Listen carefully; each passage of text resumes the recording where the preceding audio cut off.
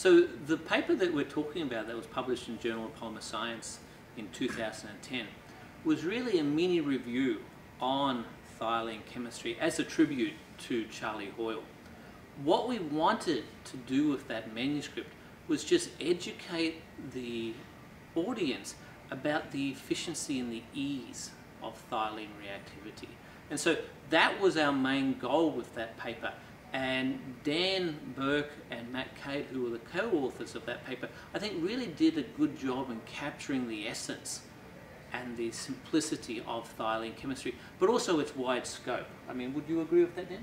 Yeah, and so I think the main focus that we took was sort of a historical perspective, where we showed that in the beginning it had been used to make primarily not as well-defined cross-linked materials through polymerization. But now there's been a lot of people using it to make much more well-defined macromolecules and advanced polymer architectures and do very well-defined discrete chemistry. So one of the nice features is that now you can use it to functionalize the chain end of a reaction, you can use it to functionalize the backbone, and just like copper catalyzed azide alkyne chemistry, you have very stable functional groups. You can easily put a variety of alkenes along the backbone and in the backbone, and there's a wide variety of thiol reactive groups and functional units that we can add to that. So it really does have the ability of using cheap, readily available materials. Yeah. So the way that we got involved in this research is that we've had a program for probably the last 5 to 10 years on the development of robust click-like reactions in material synthesis. Goes back to our early work in the, about 10 years ago on developing the copper catalyzed azide alkyne reaction.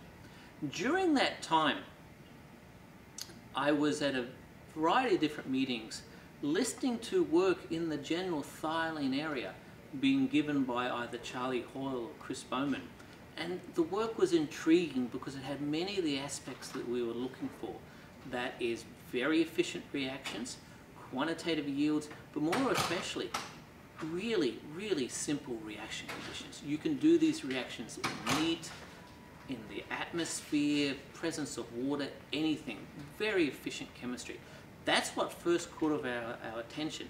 However, it was probably 2 to 3 years before we actually came to the realization that we could actually use this for discrete functionalizations instead of polymerization reactions. So that was the impetus that allowed us then to design systems that tested the efficiency of this concept.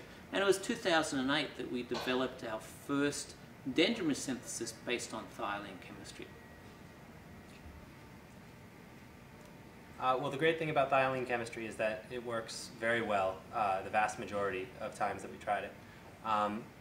The only real problems that we've seen is that some things can be immiscible, and you can have solubility problems with very polar thiols like peptides, and that can make it difficult to functionalize non-polar polymers and other things like that.